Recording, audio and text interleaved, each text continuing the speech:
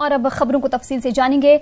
हल्का लोकसभा सिकंदराबाद में टीआरएस की इंतखाबी मुहिम जारी है। रियासती वजीर तलासानी श्रीनिवास यादव और रुकन असेंबली दानम नागेंद्र ने खैरताबाद में रोड शो किया। इस दौरान टीआरएस उम्मीदवार साई किरण को कामयाब बनाने की अवाम से अपील की। रियासती वजीर टी श्रीनिवास ने कहा कि वजीर आला के केसीआर की क़यादत में समाज का हर तबका तरक्की कर रहा है। गरीबों के लिए कई फलाही स्कीमात शुरू की गई हैं। इस मौके पर टीआरएस कारकुनों के अलावा आवाम की कसीर तादाद मौजूद थी।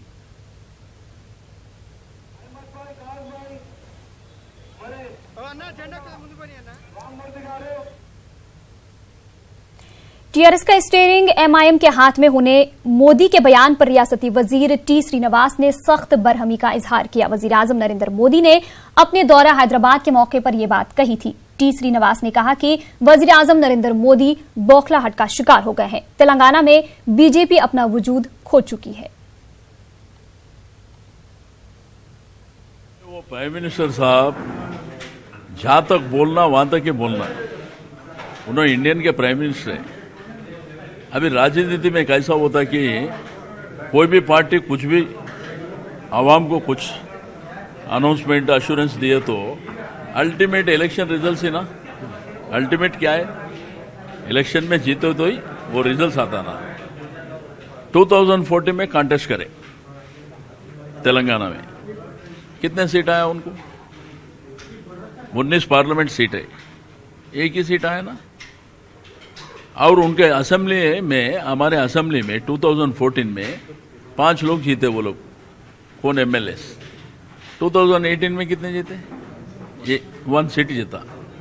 अभी वो एक पार्लियामेंट है, वो भी जाता। अभी उन्होंने बड़े बड़े, मेरे को बहुत बात करने को बहुत अच्छा आता।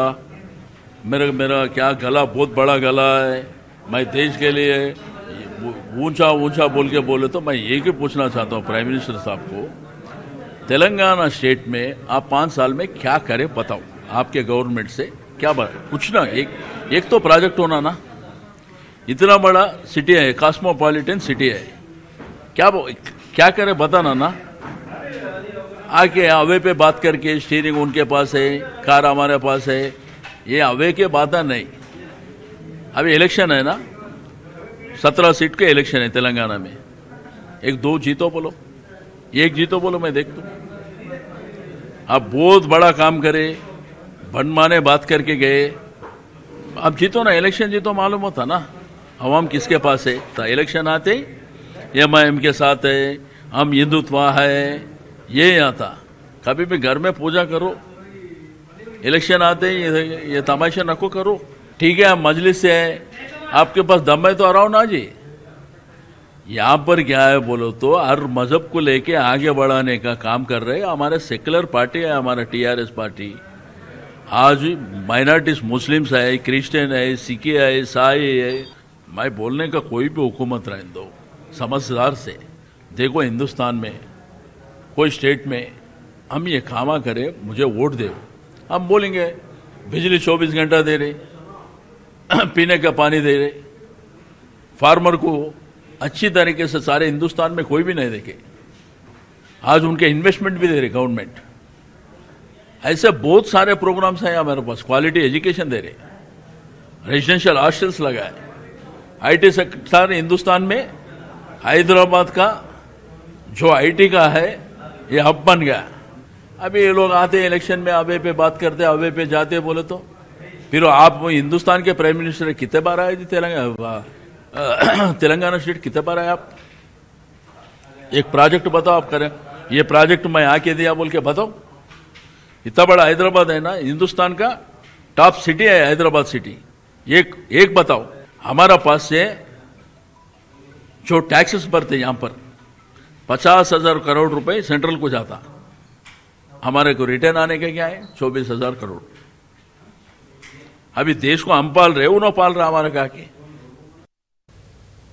जिला नलगुना के भूंगेरी में कांग्रेस पार्टी की इंतखाबी मुहिम जारी है। भूंगेरी हल्का पार्लियामेंट के कांग्रेस उम्मीदवार कोमट रेड्डी वेंकट रेड्डी ने नारकेटपल्ली में रोड शो किया। इस दौरान उन्होंने मुख्तलिफ मकामात पर जलसे आम से खिताब किया। कोमट रेड्डी ने कहा कि वो एमपी बनने के बाद सबसे पहला काम वेलम प्रोजेक्ट की तकमील का काम करेंगे। उन्होंने कहा कि इस प्रोजेक्ट की तामीर से हजारों किसानों की अराजी को पानी फराहम होगा। इस मौके पर कोमट रेड्डी वेंकट रेड्डी ने वजीर आला केसीआर पर भी कड़ी तनकीद की। कोमट रेड्डी ने कहा कि वजीर आला केसीआर नलगुंडा इलाके की तरक्की नहीं चाहते, इस वजह से ही उन्होंने वेलम प्रोजेक्ट को नजरअंदाज कर दिया है।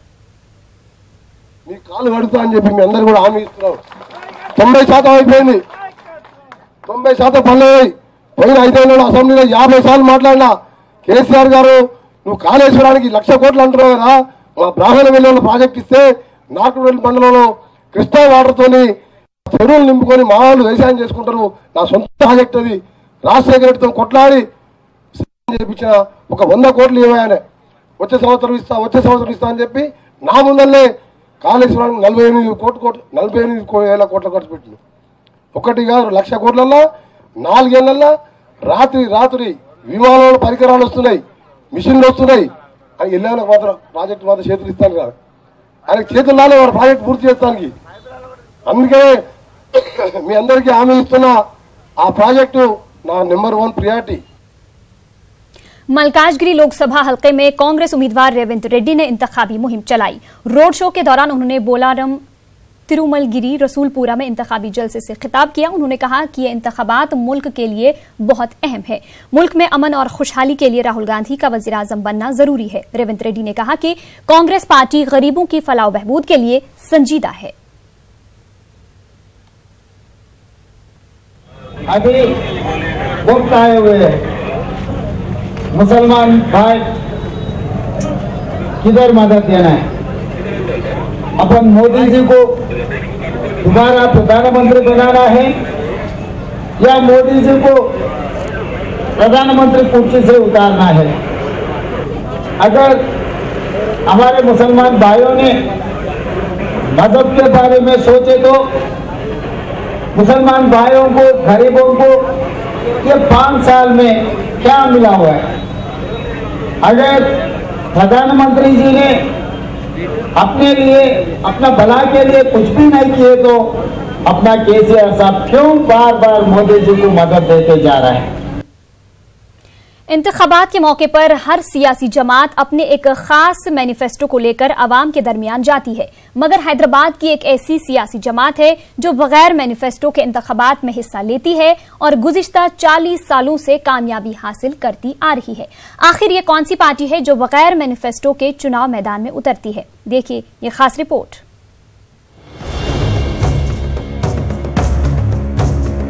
हर सियासी जमात किसी खास एजेंडे और मैनिफेस्टो को लेकर सियासी मैदान में कदम रखती है। इंतखाबात में कामयाबी के लिए पहले मैनिफेस्टो तैयार किया जाता है ताकि वोटर्स को ये बता सकें कि वो कामयाबी के बाद क्या काम करने वाले हैं। मैनिफेस्टो की तैयारी के लिए एक्सपर्ट्स की खिदमत ली जाती है, मगर हैदराबाद की एक ऐसी सियासी जमात MIM जो बगैर किसी मैनिफेस्टो के इंतखाबी मैदान में कदम रखती है और गुज़िश्ता 40 सालों से कामयाबी हासिल करती आ रही है। MIM लीडरों का कहना है कि अवाम ही इनका एजेंडा है और इनके मसाइल का हल ही इनका मैनिफेस्टो है। साल 1951 में हल्के पार्लियामेंट हैदराबाद का क़याम अमल में लाया गया। हल्के पार्लियामेंट हैदराबाद में जुमला 19,59,490 वोटर्स हैं, जिसमें मर्द वोटर्स की तादाद ज्यादा है। 60% अक़लियती वोटर्स हैं। हल्के हैदराबाद में जुमला 7 असेंबली हल्के हैं। साल 1984 से आज तक लोकसभा हैदराबाद की सीट पर MIM का कब्जा है। मरहूम सुल्तान सलाहुद्दीन ओवैसी ने लगातार 6 मरतबा कामयाबी हासिल की थी। असदुद्दीन ओवैसी भी इसी हल्के से 3 मरतबा कामयाबी हासिल कर चुके हैं। अब चौथी मरतबा असदुद्दीन ओवैसी हल्के पार्लियामेंट हैदराबाद से अपनी किस्मत आजमा रहे हैं। असदुद्दीन ओवैसी ने हर शहरी को अपने वोट का इस्तेमाल करने का मशवरा दिया। बनना चाहिए हैदराबाद शहर में 49%, 50% क्या है, इसको बढ़ाइए, 100% करिए। एक सरकार, एक गवर्नमेंट आपके लिए इतना काम कर रही है, आप आगे बढ़िए। असद ओवैसी ने हैदराबाद के इलाके इर्रागड्डा में इंतखाबी जलसे से खिताब के दौरान बीजेपी पर कड़ी तनकीद की। उन्होंने कहा कि जब तक केसीआर जिंदा हैं, तेलंगाना में बीजेपी अपने कदम नहीं जमा सकती। यही इलेक्शन में इनके बढ़ते हुए कदमों को रोक दो आप। ये जो जहर फैला रहे हमारे दिलों में, इसको खत्म कर दो आप। और याद रखो केसीआर केसीआर जब तक रहेगा तेलंगाना में इंशाल्लाह बीजेपी नहीं बढ़ेगी। काम हम कर रहे हैं और यही इनको पसंद नहीं आता। और फिर मिस्टर मोदी बोलते कि ये महामिलावट है, ये अपोजिशन का अलायंस महामिलावट है। मिस्टर मोदी, आपके कल स्टेज पर मैं पूरे लोगों को देखा, पूरे पेडलू थे। यहाँ कौन है? One Sherwani, one Yadav, one Dalit, one Kamma, everyone together. ये गुलदस्ता है फूल, हम फूल बनाते ना, फूल कैसा रहता है? 1 2 3 पूरे फूल बनाए तो गुलदस्ता बनता। इनके पास क्या है? खाली एक ही कमल का फूल ले लो बस। हम वो बोले नहीं, यहाँ पे हर किस्म का फूल है। तेलंगाना में MIM TRS की इत्तेहादी जमात है। असद ओवैसी ने TRS के तमाम उम्मीदवारों को कामयाब बनाने की वोटर से अपील की। Bureau report, news 18 Urdu. Hyderabad व सिकंदराबाद के कब्रिस्तानों में अब तदफीन के लिए जगह की किल्लत है। हम बात कर रहे हैं सिकंदराबाद हल्का पार्लियामेंट के इलाका अंबरपेट में वाक़ कब्रिस्तान की, जहां पर तदफीन के लिए जगह नहीं है। मकामी अफराद कई महीनों से मकामी लीडरों के चक्कर काट रहे हैं, मगर मसला हल होता नजर नहीं आ रहा है। अब अंबरपेट इलाके के लोगों ने लोकसभा इंतखाबात में नोटा का बटन दबाने का ऐलान किया है। मकामी अफराद का कहना है कि कई लीडरों ने इंतखाबात से कबल मसले को हल करने की यकीन दहानी करवाई थी। इंतखाबात में कामयाबी के बाद वो अब इन लोगों से मिलना तक गवारा नहीं कर रहे हैं। नाराजगी जाहिर करते हुए मकामी लोगों ने इस बार नोटा के बटन को दबाने का ऐलान किया है। मकामी अफराद का कहना है कि अगर कोई तहरीरी शक्ल में इन्हें कब्रिस्तान के लिए अराजी फराहम करने की यकीन दहानी करवाए तो उस पार्टी को वोट देने के लिए वो तैयार है। ये सिकंदराबाद पार्लियामेंट कॉन्स्टिट्यूंसी लगती, अंबरपेट जो है सो MLA कॉन्स्टिट्यूंसी लगती। ये आपका ग्रेवियार्ड का प्रॉब्लम, मुस्लिम्स ग्रेवियार्ड का प्रॉब्लम सॉल्व करके देंगे बोल के जो भी पेन पेपर पे हमारे को लिख के देते, हम उस जमात के लिए भी वोट डालने के वास्ते हम लोग है। चाहे वो कोई भी पार्टी का रहने दो, हमारे को पार्टी से वास्ता नहीं है। सिर्फ हम लोग हमारे हक़ के लिए और हमारे आखिरत के लिए, उसके लिए हम लोग इसके लिए फ़िक्र कर रहे और उसको भी ज़रूर हम वोट डालेंगे जो हमारे को सपोर्ट करता है इस चीज़ में। और राइटिंग में सपोर्ट करना चाहिए। अभी तक नंबर ऑफ़ पार्टीज़ को रिप्रेजेंटेशन करे, BJP को करे, MIM को करे, कांग्रेस को करे, TRS को करे, हर सियासती जमात के पास खटखटा है। जहाँ पे ये दरवाज़ा नहीं है कि नहीं खटखटा है बोल के, और वहाँ से रिप्ले नहीं आने की सूरत पे इस मजबूरन उसके ऊपर ये मैं वोट फॉर नोटा का मजबूरन से हम लोग ये चीज़ को लेना पड़ रहा आज। अब अंबरपेट में जब से हमको ये कब्रिस्तान के लिए प्रॉब्लम्स है, 15 साल से हम कब्रिस्तान के जब भी कोई यहाँ जनाजा आ रहा तो एक खबर में 2-2, 3-3, 4-4 को दफना रहे हैं। और वैसे भी पहली तो बात तो ये है कि यहाँ जगह ख़त्म हो गई बोल के बोलते रहे, आते साथ ही पहले बोर्ड भी लगा के रखे। हमारे वास्ते में भी सख्त ज़रूरत ये है कि कब्रिस्तान हमारे को ज़रूरी है। इस वक्त मुसलमान यहाँ पर बहुत परेशान है कब्रिस्तान के लिए। और राहत नगर में एक कब्रिस्तान है, मुसलमानों का कब्रिस्तान है, दरगाह है, सब कुछ है, छोटे छोटे खबरा हैं, सब है, मगर कब्रिस्तान को बंद करके रख दी गवर्नमेंट। यहाँ पे कब्रिस्तान के लिए जगह के लिए बहुत बड़ी परेशानी हो रही है। यहाँ पे जगह नहीं है और हर पार्टी वाले वादा कर रहे हैं मगर वादे पे कोई भी नहीं रह रहे। हमारे को जो है लेटर पैड पे लिख के देना पार्टी वाले, तो हम वो पार्टी को वोट डालेंगे, वरना जो है हमको रिटर्न में लिख के नहीं देंगे तो जो है हम लोग जो है पूरे नौजवान अंबरपेट मुस्लिम लोग पूरे जो है नोटा को वोट डालेंगे। तफसील कृष्णा जिला के मेलावरम में CISF जवानों और YCP कारकुनों के दरमियान हंगामा आराई देखी गई। जगन मोहन रेड्डी मेलावरम में इंतखाबी जलसे से खिताब के लिए आए हुए थे। इस दौरान हजारों YCP कारकुन वहां पर मौजूद थे। जलसागाह की जानिब बढ़ने वाले कारकुनों को रोकने के लिए पुलिस जवानों को लाठीचार्ज करना पड़ा। इस दौरान पुलिस जवानों और YCP कारकुनों के दरमियान हालात कशीदा हो गए। लाठीचार्ज में YCP के 4 कारकुन शदीद जख्मी हो गए। बरहम YCP कारकुनों ने भी पुलिस जवानों पर पत्थर और जूते फेंके। फिल वक्त हालात काबू में।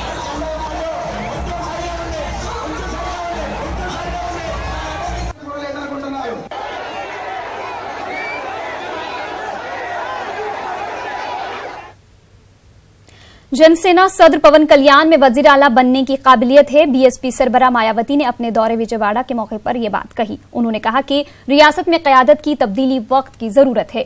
AP में जनसेना, BSP, CPI और सीपीएम इत्तेहाद की कामयाबी यकीनी है। मायावती ने विजयवाड़ा में इंतखाबी जलसे से खिताब किया। इस मौके पर मायावती ने कहा कि रियासत की तकसीम के मसाइल को हल करने में मरकज की बीजेपी हुकूमत नाकाम हो गई है।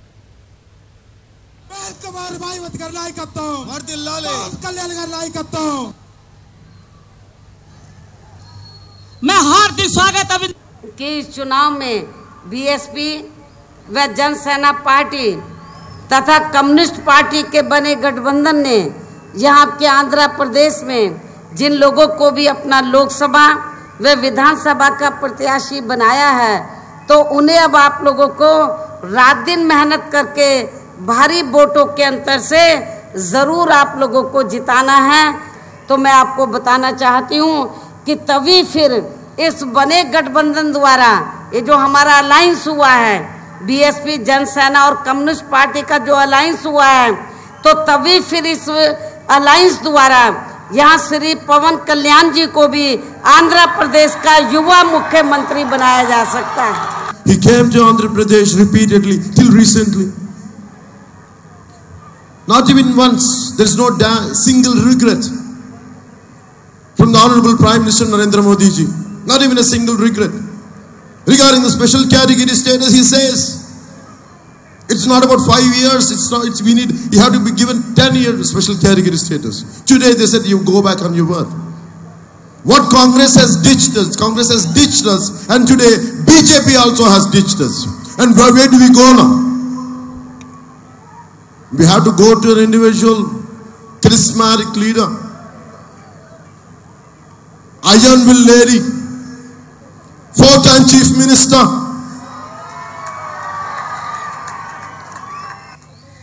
Bahanji Mayawati ke saath, we are rallying behind her. We want to make sure, we will make sure Bahanji Mayawati is going to be the Prime Minister of our Bharat.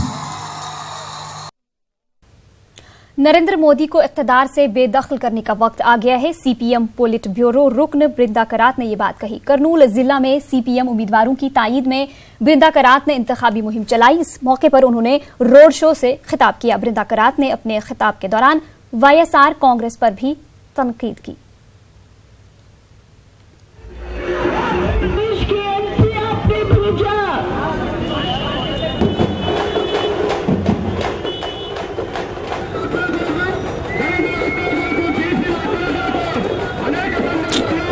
Hindustan के संविधान पर हमला किया, जो आंध्र प्रदेश के एमपी आपने भेजा बाबू का एमपी, आपने भेजा जगन का एमपी, लेकिन पार्लियामेंट के अंदर फेविकॉल मूव, आप समझते हो फेविकॉल, समझते हो ना? अरे एक बार जब चिपक जाता है ना, वो हटता नहीं है। लेकिन ये जगन पार्टी की एमपी, ये चंद्रबाबू नायडू की एमपी फेविकॉल लगाकर मुंह पर मोदी के खिलाफ एक बात को बोले। मैं कहती हूँ ये कोई साधारण चुनाव नहीं है। ये मत सोचो ये साधारण चुनाव है, ये साधारण चुनाव नहीं है। ये चुनाव हिंदुस्तान को आरएसएस और बीजेपी के कब्जा से मुक्त करने का चुनाव है। नेशनल ग्रीन ट्रिब्यूनल ने हुकूमत आंध्र प्रदेश को झटका दिया है। एनजीटी ने रियासती हुकूमत पर 100 करोड़ का जुर्माना आयद किया है। एनजीटी का कहना है कि कृष्णा नदी से रोजाना 2500 ट्रक रेत निकाली जा रही है, जिसके सबब नदी के इलाके में 25 मीटर का गहरा गड्ढा गिर गया है। एनजीटी ने रेत की मुंतकिली को रोकने का रियासती हुकूमत को हुक्म जारी किया है।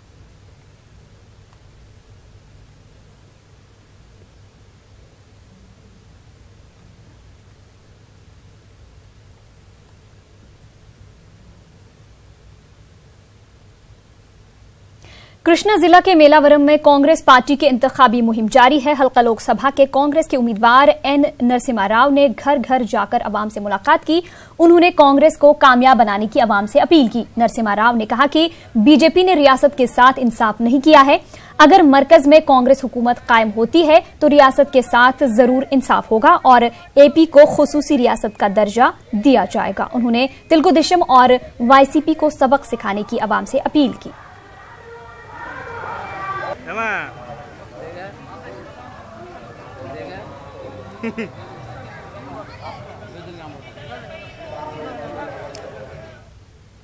आंध्र प्रदेश में इंतखाबी पारा सर चढ़ गया है। हर पार्टी अपनी कामयाबी के लिए अवाम को अपनी जानिब रागिब करने की हर मुमकिन कोशिश में है। करनूल के बकरा ताजू ने आज एसवी मोहन रेड्डी से मुलाकात करते हुए वाईएसआर कांग्रेस उम्मीदवार की तायीद का ऐलान किया। वाज़ेह रहे कि वाईएसआर कांग्रेस पार्टी ने करनूल से हफीज खान को मैदान में उतारा है। वाईसीपी के एमएलए उम्मीदवार हफीज खान ने तमाम अफराद से वाईसीपी को कामयाब बनाने की अपील की।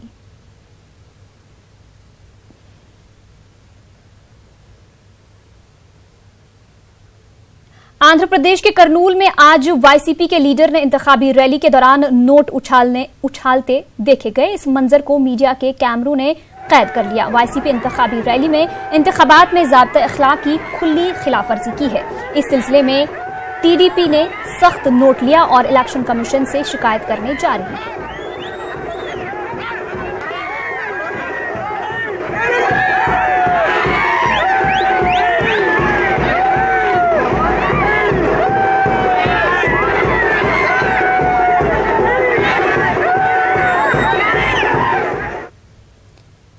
करनूल के कदीम शहर में वाक़िया दरगाह हजरत सैयद शाह वलीउल्लाह चिश्ती रहमतुल्लाह अलैह का उर्स अक़ीदत और एहतराम से मनाया गया। इस मौके पर तमाम मज़ाहिब के मानने वालों ने बढ़ चढ़कर उर्स तक़रीबात में हिस्सा लिया। मुतवल्ली ख्वाजा बादशाह ने बताया कि हजरत ने अपने दौर में गंगा जमनी तहजीब की बका के लिए और इस्तेहकाम के लिए काम किया।